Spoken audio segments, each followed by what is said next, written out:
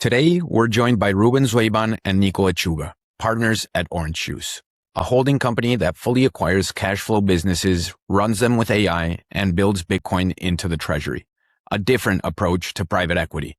For those who care about real cash flow and hard money, this is a must listen. As a reminder, our podcast is for educational purposes only. If you enjoy the content we're producing, please remember to subscribe and share, as this all helps us greatly and goes a long ways. This isn't for everyone. It's for the ones who know the old system is broken and are ready to build something that lasts. Welcome to the Build with Bitcoin podcast.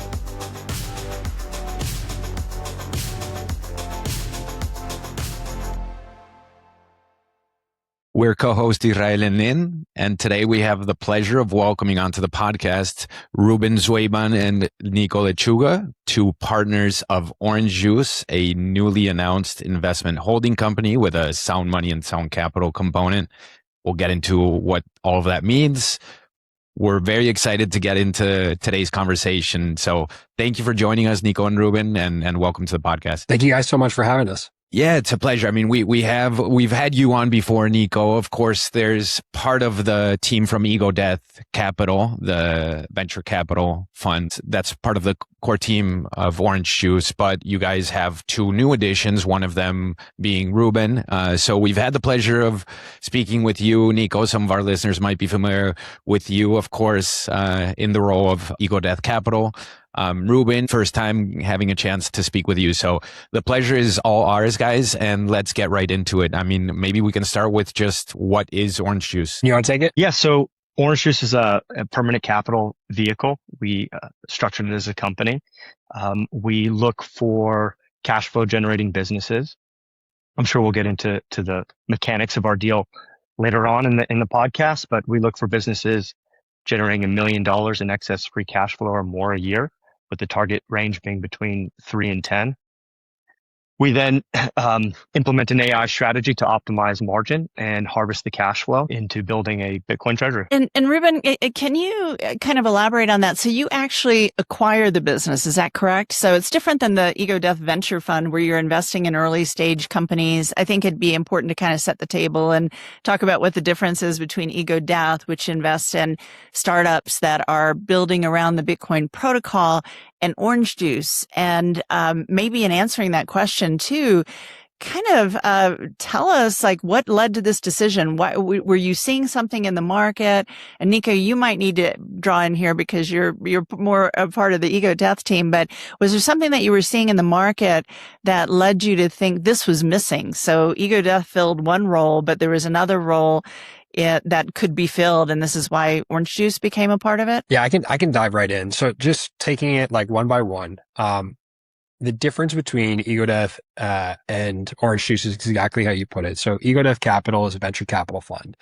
What that generally means is we're investing in early stage or from fund 2 Series A stage, so a little bit farther along companies. We're buying minority positions in them. So those can range from 5 to probably 15% of the company that we're purchasing.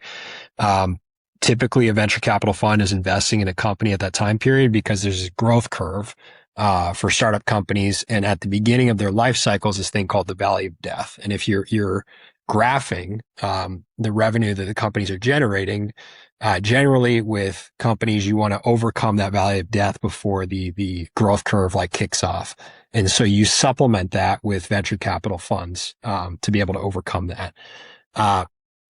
Even doing that, if we have board seats on the company, so some degree of a control position or other rights that are associated with our investments, we are not the operators. We are not the owners of these businesses. We are minority investors. And so we are almost cheerleaders for the vision of the entrepreneur that we are backing. The difference with Orange Juice is that Orange Juice, we are fully buying out companies, and the mechanics by which we are buying out companies is fundamentally different from anything that's been done to date. So historically, private equity funds were created and they would buy out companies using a combination of cash and debt. And Orange Juice is buying out companies using cash and equity. And the way that we're able to accomplish that is by, instead of having a GP LP fund structure like you would have in a private equity fund, and looking to flip companies that we have acquired on a 3 to 5 year time frame is we're buying companies that have sustainable cash flows, and we're compensating them with part cash, part equity. Because the orange juice equity in the future, our intention is to take the company public and provide public company liquidity. So there would be another like currency to that. And there's a host of reasons why you would want to do that. The types of deals that EgoDeath invests in too will not be the ones that Orange Juice would even look at. So nothing in the Bitcoin space. If you think of like a venture capital company, and the reason for that is what Ruben got into a little bit before or hinted at, is that the cost of those companies is too high. So we're looking for almost companies at a point of stasis that might be growing very, very slightly. But we are juicing them utilizing this acquisition vehicle and ultimately Bitcoin, a Bitcoin treasury. And can you just give us an example? If you're generating $1 million in excess cash flow in your company, who would be why would you sell, or what would be a profile of a company or a person that is in charge of a company? Would it be a stage of life or family businesses? What types of businesses could be a part of the Orange Juice portfolio? Yeah, so I think it's all of the above. You're seeing a generational shift of ownership. A lot of the boomer generation have spent the last 20, 30 years building great companies and have no legacy plan, or maybe they're too small and unattractive for private equity. I think private equity, specifically in the lower middle market and middle market, is marred by its own constraints.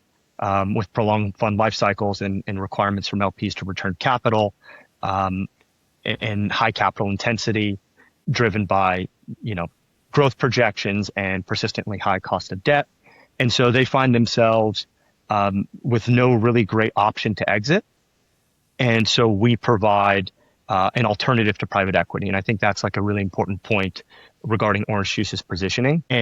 And furthermore, less than private equity, we view ourselves as more stewards of those businesses, whether that individual wants to remain on or transition over time. We're there to support the remainder of that life cycle. Going back to kind of where we believe and our thesis on where private equity is today, we're seeing a lot of pressure from LPs at the end of a lot of private equity life cycles to return capital. And, there was a recent journal article published this last week regarding how much funds are locked up in funds that are over a decade old or between 7 and 9 years. And, they're termed zombie funds. And so there's a lot of pressure to sell these assets, which might be fundamentally good, but it's difficult to overcome the current capital structure or the debt they placed on it, or there wasn't, the growth multiple that they initially underwrote when they purchased this in a low interest rate environment. And so those are also part of the origination funnel, whereby we can get really attractive assets, at a relative discount from what they were formerly traded. And I think the last macro trend is kind of this AI narrative. You see, in kind of moving more into answering your question of what types of companies. The most obvious one would be vertical SaaS, right? A lot of that is saying, okay, well, this is going to be totally disrupted by artificial intelligence and kind of companies' infrastructure built around that. When at the end of the day, when you look under the hood of these businesses, they're still really great and they have very sticky subscriber base or customer retention, and they just generate a ton of high margin cash flow. So, we're attracted to those businesses. So think of like home services, commercial services companies. Those are on the table for us. There's a wide variety of categories and sectors that we look at that meet these requirements. And I'll flip it to Nico if I missed anything. So this is a really good, I realize, Lynn, I didn't answer the last part of your question from here, but this is a phenomenal segue into this of like, where did the idea come up for Orange Juice? So in EgoDev Capital, we have about 180 LPs. And so you do a bit of the research on all the LPs that you have there. And the vast majority of them, I would say over 85 to 90% of them are first generation money. So for the listeners, they have made their wealth themselves, which makes sense of why they've come to Bitcoin. They have seen, the government inflate away their money. And so when you have created your own wealth, you've created your own businesses, this becomes something that you are acutely aware of and probably why you're more inclined to come into the space. And we see this in life cycles. So like if you were in the 2008 crash, you generally would probably be an early adopter of Bitcoin. A lot of people came to Bitcoin during COVID, but in this particular case, all these entrepreneurs. And so we had a thesis, and when we started EgoDev Capital, at a certain point that you wanted a private equity fund, but I would say it was a kernel of an idea. In the last 18 months, what we have been working on is this. So the demand that we had from LPs, or that we heard consistently from LPs, is that they wanted to spend more time of their life in Bitcoin. But if you're not a developer, and there's not an incredible amount of jobs in the space, that becomes very, very difficult, even for phenomenal business operators. And so the Orange Juice vehicle becomes a bridge, bridging the businesses of yesterday to tomorrow in a world that is prone to artificial intelligence disruption and to fiat being inflated away. And so we provide this permanent capital vehicle that allows for those businesses to have the upside of a growth company, under good stewards of capital. And on your website, Ruben and Nico, on the Orange Juice website, you have 3 words that summarize this model quite well: acquire, improve, hold. We got a little bit into the acquire component just now. I think the 2 additional team members from outside of EgoDev, including, of course, Ruben, added a lot of team expertise to this improve component of the equation. Maybe it's a good moment to just pause, and also, can you tell us who the team is at Orange Juice? And Ruben, if you could get a little bit into your background and what brought you to Orange Juice and Bitcoin. Yeah, absolutely. So starting with your kind of the high level question of what we mean by improve is, as Nico mentioned in the beginning, we're not necessarily targeting digital asset companies or companies built on Bitcoin. These are uncorrelated traditional assets. And so, very traditional blocking and tackling, provide opportunity for improvement. And by improvement, just cost reduction. And an important point to make there is not extracting and exploiting these assets, which I think is kind of the worst narrative of private equity. I wouldn't say it's kind of ubiquitous across the sector, but when you kind of deplete the asset to look good and then kind of resell, that's not what we're about, because we do want long duration hold periods. And so figuring out things like SKU rationalization, better ERP management, better processes and systems, right? So that, renegotiation of receivables and payables contracts, better capital structure within the business, pulling some of those centralizing some of those back office functions, just to make a company more healthy. So that's more on the kind of the traditional side.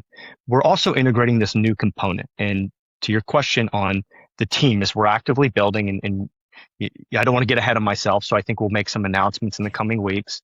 But we will be hiring a CTO whose primary mandate is to create the Orange Juice operating system. And by that, it means to utilize at the highest, most bleeding edge, of AI in optimizing businesses, both at the holdco level and at the subsidiary level. And so we'll kind of get more into that, but really, we have a view that we can really improve operational function and decrease costs, thereby increasing free cash flow of these businesses, which just compounds the value from these companies.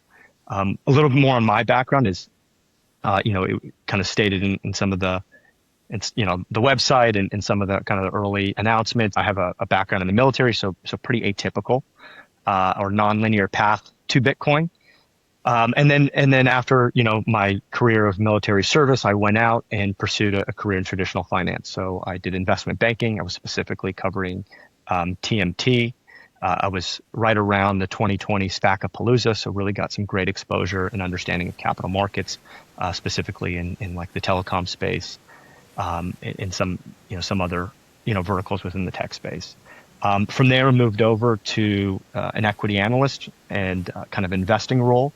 And in that capacity, focused primarily on consumer prior to taping this, we were talking a little bit about consumer brands. It's kind of first passion of mine as well as Nico. And so, and that's kind of informed how we're thinking about building the brand of orange juice, but that, get to that later. And then was able to go and join a family office and just had kind of tremendous experience there, making some substantial investments and getting a better understanding of operational management and improvement, and then it led me to the EgoDev team, and just an incredible team. I'll let Nico take it from there about how this all came together. But yeah, that's my story. So I think that like when we're thinking about, or at least when I'm thinking about like assembling teams and what do you want from like a team standpoint, I start from the standpoint of like, what are our weaknesses? What are we missing? What holes do we need to fill? And then who are the absolute best people for that? Not like, who do I have access to, but who can I get in like a dream world? Who do I want? And so immediately when we had, and I want to be like, careful with this, because the idea for orange juice, like at the beginning of the idea of what it was to what it became with this team, is something completely different. So everybody has ownership of the idea and the company at this point. But at the very beginning of this, it was presented in like EgoDev of, hey, I think there's this opportunity here. And, we chewed on it, and the pieces that we were missing, was the component of somebody that has incredible experience from a day-to-day operations standpoint in these types of businesses, and can refine these details, motivate people, and run it from a day-to-day part. And someone on the other side that is run at a different other level, like a conglomerate of businesses that they don't sell. And so we were able to get everything we wanted. Ruben sits in the seat of he runs this. Like, it is everything from his background, from how he has led people in the military to the investment banking, and then hedge fund component of his background to running a family office is completely key when we think about like understanding the different nuances and risk vectors here. And then on the other side, so Adrian Steckel. So Adrian Steckel has worked with Grupo Salinas for 30 years. And Adrian has built businesses. He has been the CEO of a publicly traded company, and they don't really sell. So that's like a key component. So getting Adrian on part of the team was key. And then we were very, very fortunate enough to get Ricardo Salinas, who is the patriarch of the entire organization, to be the key investor in the company.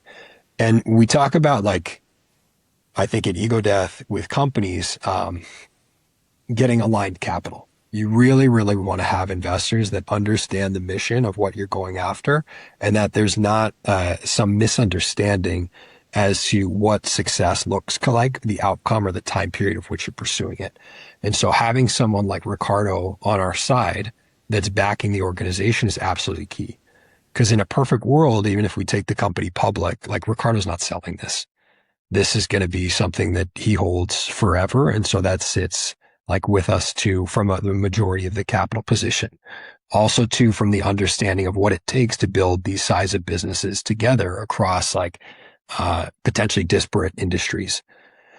On the EgoDev side, we have Jeff, Lynn, Andy, myself, and Adam Gebner, the associate that we brought along. So we have an incredible amount of firepower. And then, as Ruben said, we'll be hiring a CTO. We'll be making some announcements in the coming weeks and months, and we'll be hiring a few other roles that potentially Ruben can get into. Lynn and I are partners at Base Layer Advisors, where through our experience and network with venture capital partners, we connect interested investors with unique opportunities in the space and advise startups on their growth and fundraising. Visit our website's advisory section to learn more. Thank you. That's really helpful. And I just want to kind of continue on Israel's line of thinking. So we talked about the improve, can we get to the hold part? Because this is very different. I think private equity has, and a lot of traditional finance, including venture capital, the model has shifted from really supporting companies to flipping them in order to, or exiting them as quickly as possible in order to give a return to the LPs or to the investors. You kind of answered part of the question with the core investor that you have for orange juice in Ricardo Salinas having that long-term mentality. But why, what is the model for holding and why does that make sense? And how is orange juice going to be different than other equity companies in that hold model? So Nico, I'm happy to start. So I'll back up with some context because that's the underlying question. Like, how do we return value to shareholders? So I'll back up by saying that, the entire team identified a couple macro constraints that I think we're uniquely positioned to improve upon. So one is we talk a lot about private equity, and you could call it the constraint of the clock. You have these fund lives, and so if you're positioned in the market and saying, okay, we go after durable, long duration assets, well, it kind of directly contradicts this requirement to return within 4 to 7 years and then, project it out to 10 years. So, these are in conflict with one another.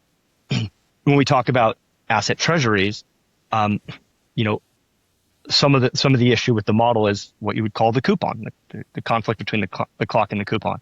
And by that, I mean, in many cases, there's no underlying business supporting the building of that treasury. And so what do you typically do? You go out to the public markets, you issue preferred convertibles, some sort of instrument, and based off the proceeds of that issuance, you go and you build your treasury. You may take debt collateralized by that treasury to pay off dividends. And so you have a constant need where that system needs to be humming along. In our model, we believe we've solved those two issues. So one is we don't have a fund clock. So we are by design structured with the intent to go public. And so any early shareholder during our private phases, our private phase of life would convert into common stock equity, once issued. And then it's up to them what they do. Do they hold forever and share in this idea as the founders do? Or they can realize their returns, and that's their choice. And we'll be there to support them. And when you talk about the conflict of the coupon, we don't require regular issuances. We can't because we're a private company. Those types of treasury tools are definitely going to be available to us. But really, it's supported by the underlying cash flow of the businesses within our portfolio. And that's really key because a lot of those are, the intent is to be uncorrelated to the treasury itself, to Bitcoin. And so if there's a drawdown, for instance, in Bitcoin, a significant one, it's not really going to impact, we've used the example of the HVAC business. It's not going to impact the HVAC business, right? And we'll still have cash to buy opportunistically at what we believe is a real kind of value period to buy Bitcoin.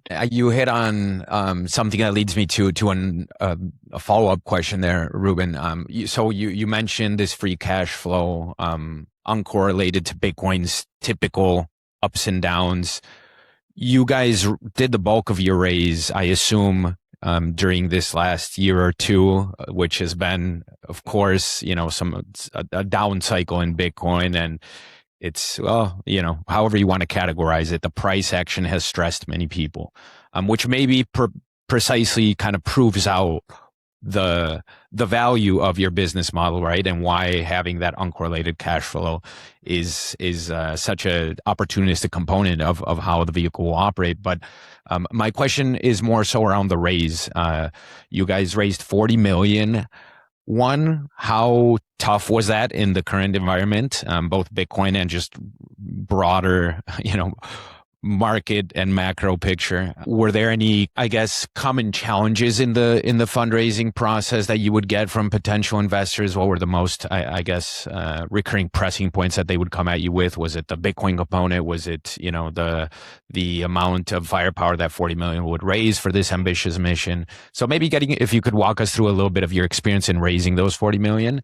And then part two to that question would be, how much does Orange Juice scale with this 40 million? And I know that's a bit open-ended, but I can grab it.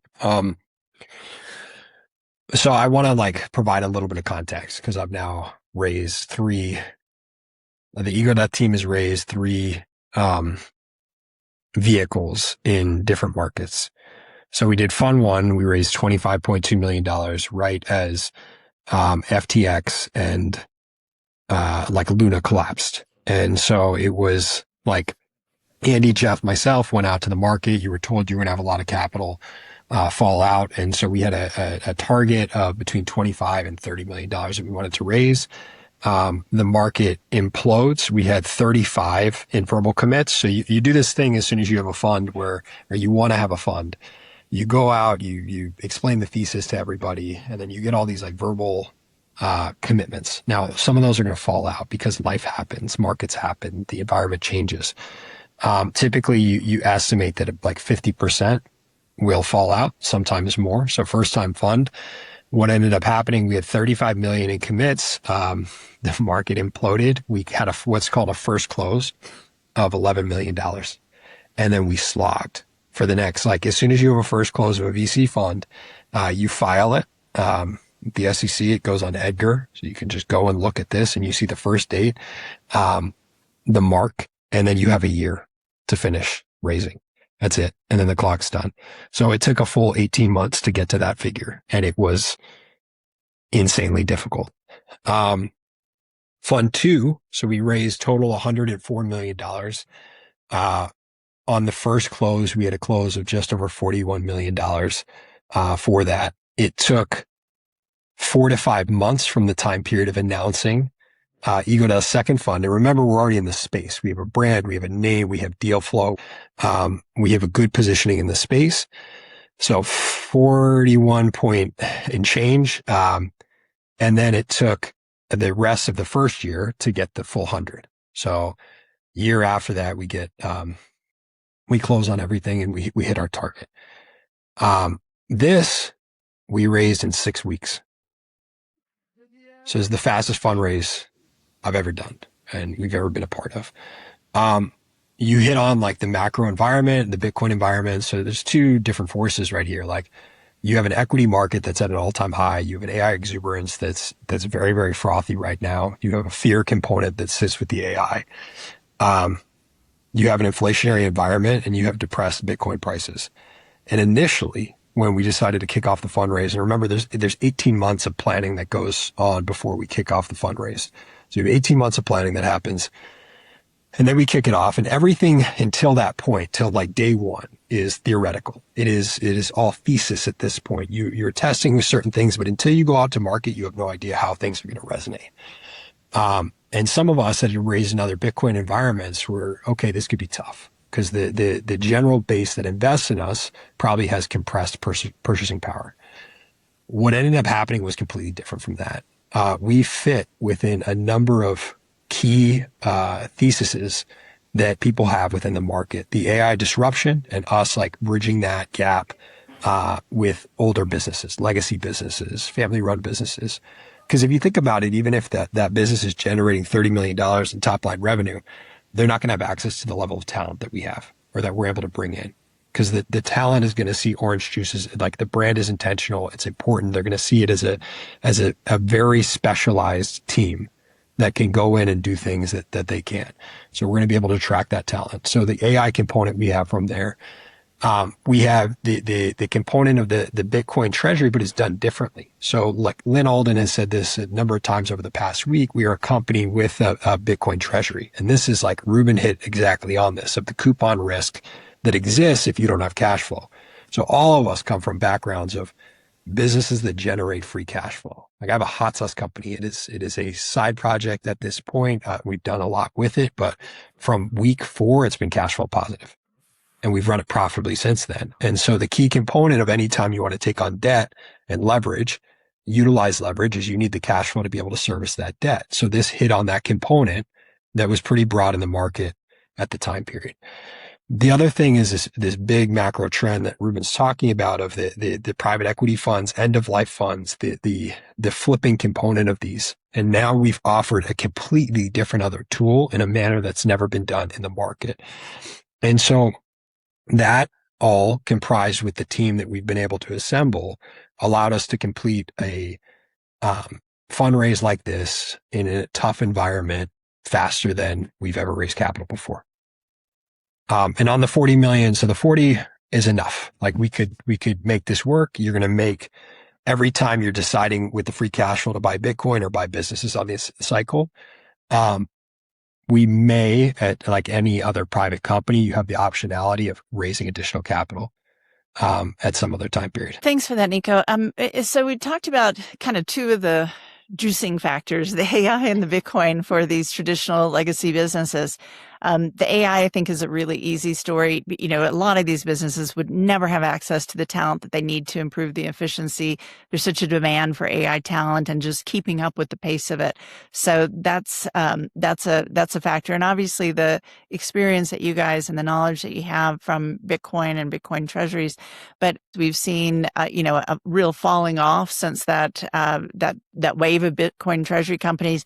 Can you talk about what is the vision or what is the mechanics of how you operate the treasury, both inside of this business that you've acquired and also as Orange Juice as a business? What are the two components of those? Because I've seen some people are thinking, oh, Orange Juice is a Bitcoin treasury company. Can you clarify exactly how Bitcoin will be used on balance sheets? I think it would be perhaps a more accurate term than operating as a Bitcoin quote unquote treasury company. Yeah. So I'll start and then, Nico, pick up what I miss. So, talking through the mechanics, I think it's probably best to go through the deal archetype, right? To kind of put it in that context. One thing I'll say before I do that actually is, as Lynn says, we are a company with a Bitcoin treasury. Right. And so that treasury will live at the holdco at Orange Juice, not within the subsidiary. So how does this work? Right. So let me give you an example. We find a company with $10 million of free cash flow. We come up with we're very price sensitive buyers. We go through deal negotiations, determine what the structure is. We acquire the business. That's great. We then take that 10 million of cash flow. We then go to our, number of financing providers and we say, okay, we now have the optionality to take that 10 million, deploy it back to build the flywheel, acquire more companies, acquire Bitcoin, or depending on, the health of the company, which ideally will have already been vetted in the underwriting, right? So we have high conviction in the performance of this company and the durability of that cash flow we just acquired. We can then go out and get modest leverage, 2.5 to 3 times. So in this case, in this archetype, we have a $10 million company, cash flow generating company. Now we have $30 million of free cash flow. In the current market, we could say, wow, we're going to use all 30 to buy Bitcoin. What an amazing time, given our long-term view of where Bitcoin is. We service that debt. For simplicity, we'll call it a 10% rate. So 3 million from that 10 million underlying cash flow services that debt every year. We have no issue paying that. That's already underwritten. And then the 7 million goes back into the flywheel to acquire more companies. Now, to be clear, there's like nuances in the negotiations. We'll determine working capital pegs and what needs to be left within the business. But for simplicity, I'm just kind of using these high level numbers. Let's say Bitcoin is at an all-time high and, the investment committee and folks like Jeff and Lynn say, you know what, it might not be the time to empty the clip on Bitcoin right now. We can dollar cost average, or we can, institute different types of strategies. We will collectively decide what to do. And in that case, that 30 million could be reallocated or parsed up to buying more companies. Maybe we move from lower middle market to middle market to acquire, more cash flow to compound at a rate, or maybe we have a particular conviction in a sector that happens to be working within our portfolio. So we have maximum optionality. But it also goes to your initial point of, is the 40 million enough? When you use leverage modestly and smartly, we have enough firepower to IPO. Hearing you explain all of this, Ruben, what comes to mind is optionality ultimately, as opposed to these other public vehicles that are pretty much totally dependent on Bitcoin cycles.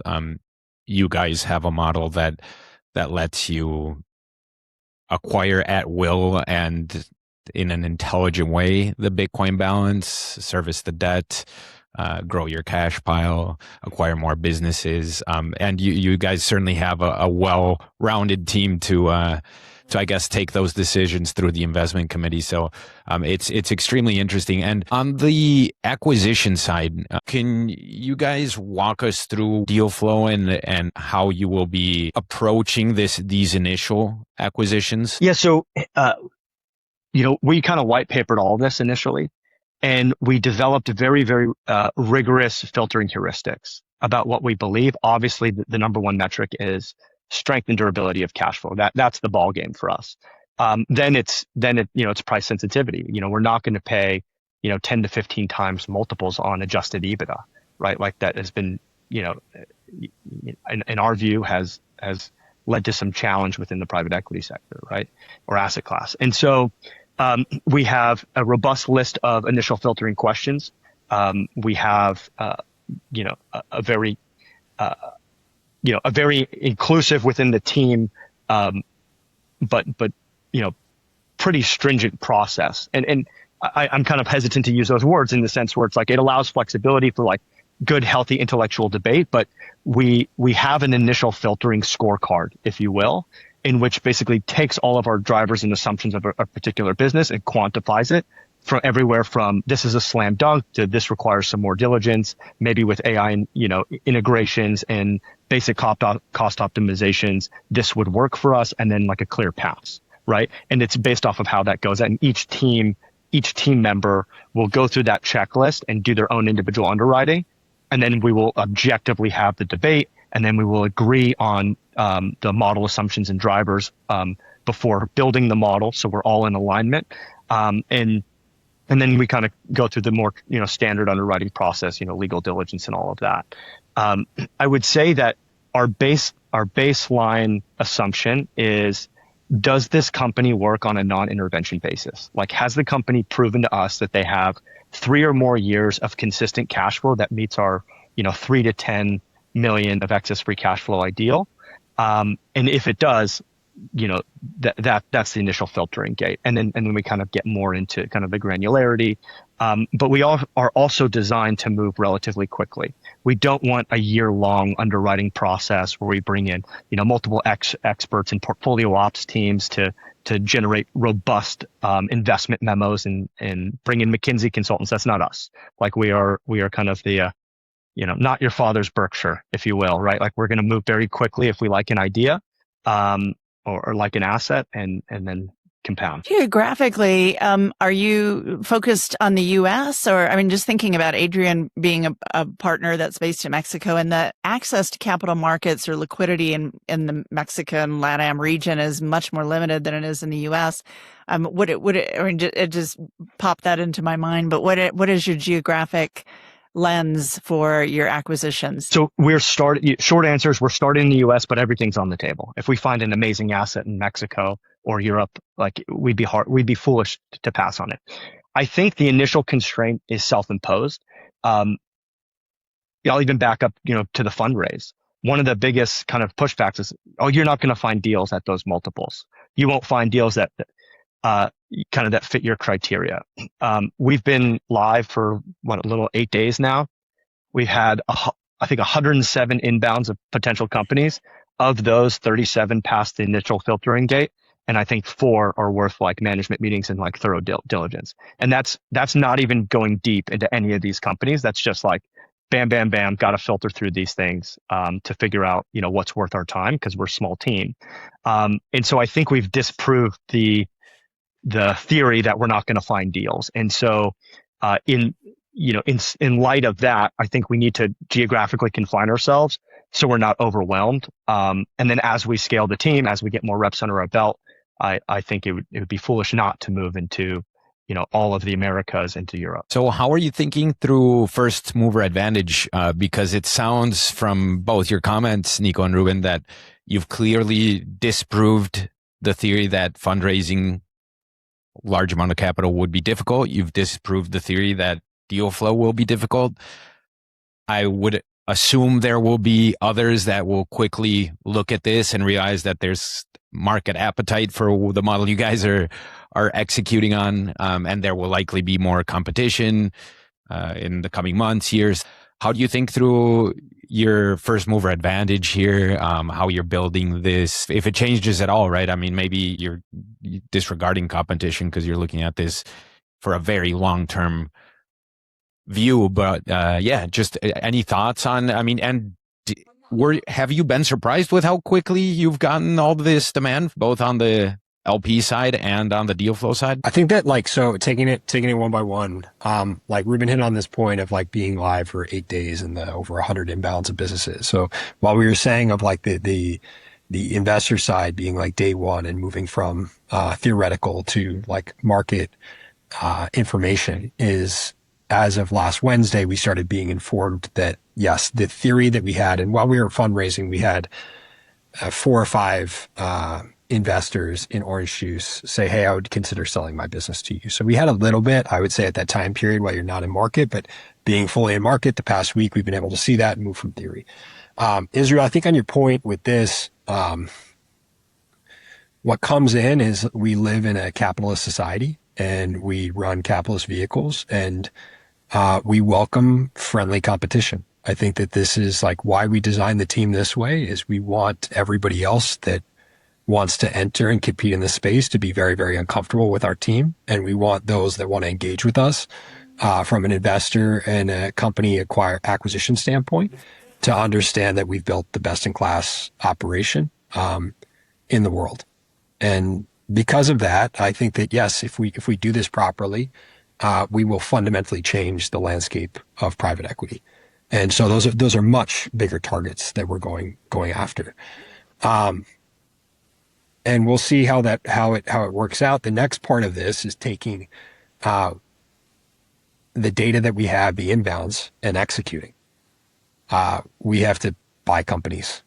We have to implement our systems. We have to put everything in place. So as much as we want to make other entrants into the market uncomfortable by like our team and welcome the competition, I think everybody internally is, what's the next thing? And what do we need to execute on for success?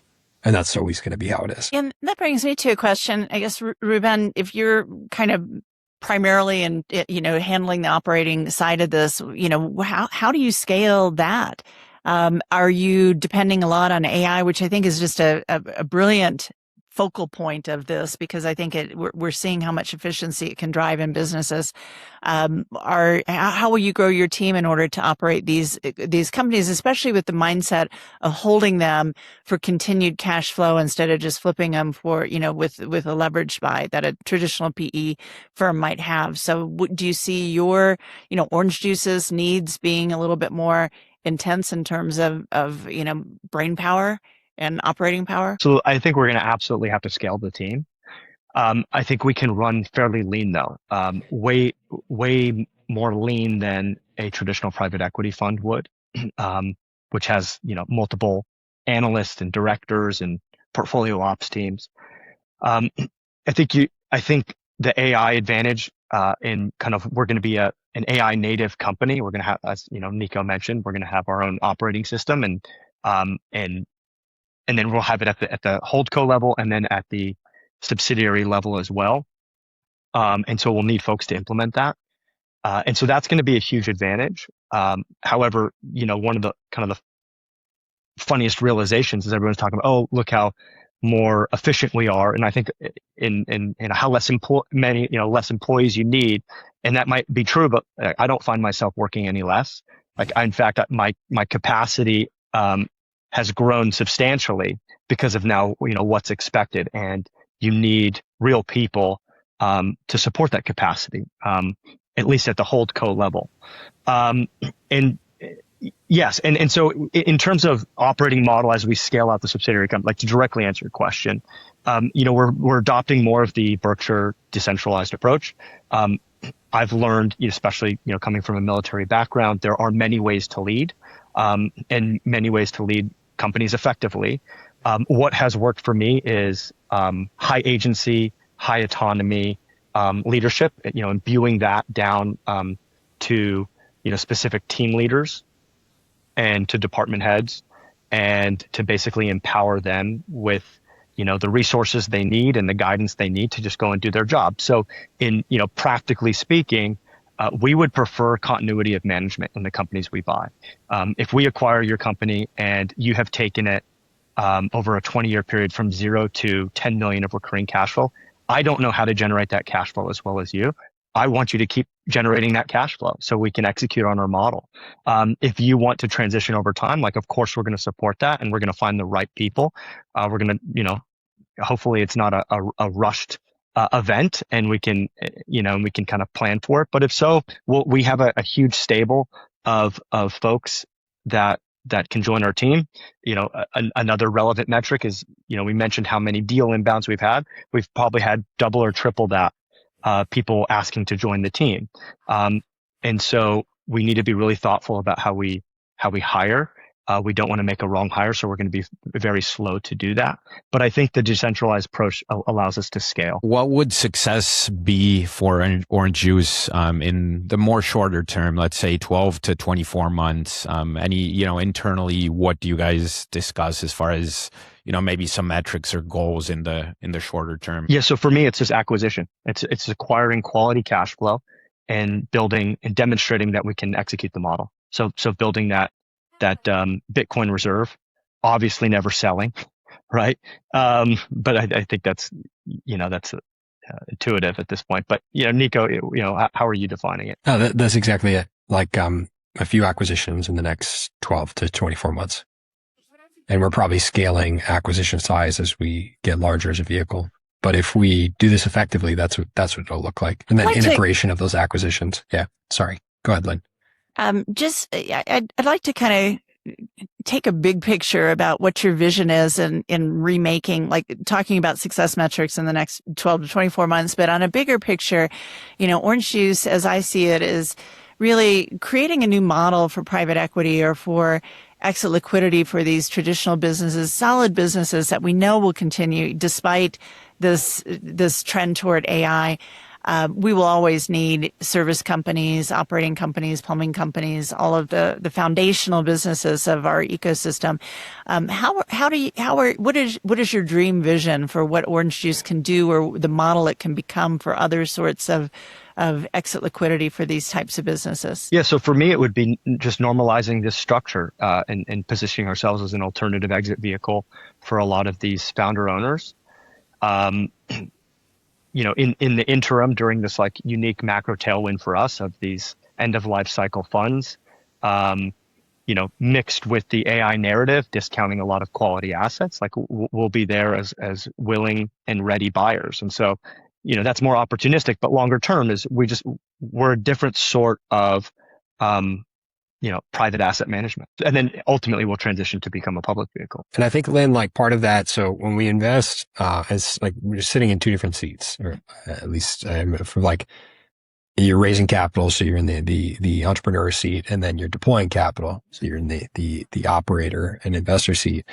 When we do this on the EgoDesk side, we have a part of every single memo that's a pre-parade. And so like a lot of memos, when we're focused on them, investment memos in general, are risks. Like what can go wrong? What do we not know? How do we underwrite this risk? How do we mitigate this risk? They're making sure that like, everything about the company, and the unknowns you're also acknowledging to make sure before you move forward with that. One of the things that we liked when we started doing EgoDeath was like providing a bit of space, not a lot.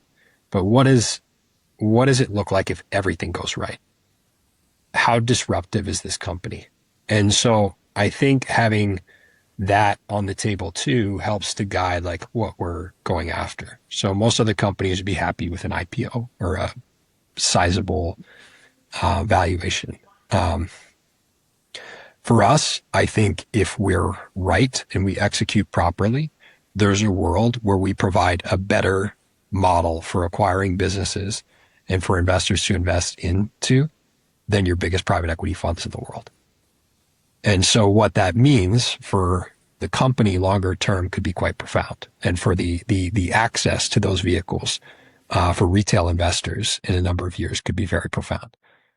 And for business owners could be very profound. And so that's a huge guiding, I would say almost North Star. Yeah. And it changes even the incentive structure. I mean, we hear so much about the K-shaped economy, and the bottom part of that K is, I think, kind of pretty disillusioned because there's not many paths to just being able to build a sound, profitable business if you're not tapped into certain kind of privileged capital markets. And yeah, I mean, to all of the points you mentioned, Nico, the ripple effects as well are quite profound for something like what Orange Juice is tapping into. So, congratulations, guys. I know we're getting close on time, and we certainly want to be respectful of that. But Lynn, any final questions that we've missed? No, I just want to kind of add on to what you were just saying. I mean, really,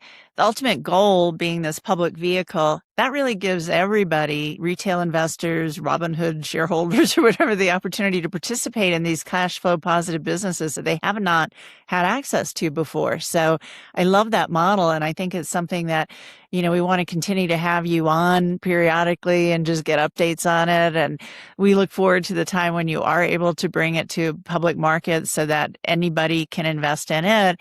And through this, participate in cash flow businesses, but also the Bitcoin holdings that supplement it and create a sound money future. So again, just kind of complimenting what Israel said, congratulations on developing this structure. You've got an incredible team, and we just really look forward to seeing where you go, but want to turn it over to both of you to kind of close out with any final thoughts and, how people can continue to track what Orange Juice is doing. I think it's been an absolute pleasure being on here. As you were saying that, I hadn't thought of that until like this exact moment of like follow up things.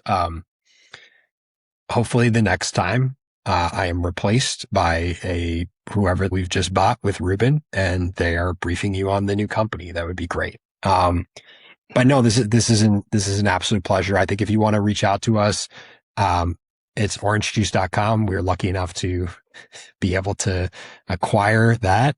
We've built everything there, produce at orangejuice.com. If you want to reach out on anything, feel free to do that. There's a submission form on our website too. And just so lucky to be able to build with all of you. Likewise, thank you for having us on. We've talked a big game, let us execute on it, and looking forward to coming back and saying I told you so. Sure, you guys will. You have an outstanding team and vision. So it's really a breath of fresh air, and I mean that very sincerely, to see something like Orange Juice coming to the market. I'm sure we'll look back on this, and there will be many positive ripple effects. So yeah, congratulations again, guys. Thank you for joining us. It's always a pleasure speaking with both of you. And Ruben, I'm glad we got the chance as well to have you on. Thank you.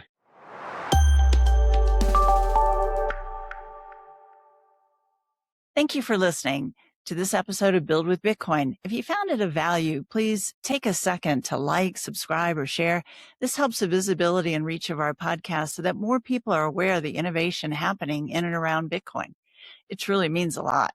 I'd also like to take this opportunity to invite you to join us at an event that Israel and I are hosting, Mita TechTalks 2026, taking place from October 25th to the 27th at the exclusive Punta Mita resort in Mexico. This will be an intimate gathering of 125 invite-only participants, exploring how the future of capital is being shaped by the intersection of Bitcoin, artificial intelligence, and energy. To request an invite or for more information, visit MitaTechTalks.com. We hope you'll join us. And thanks again for being a part of the Build with Bitcoin community.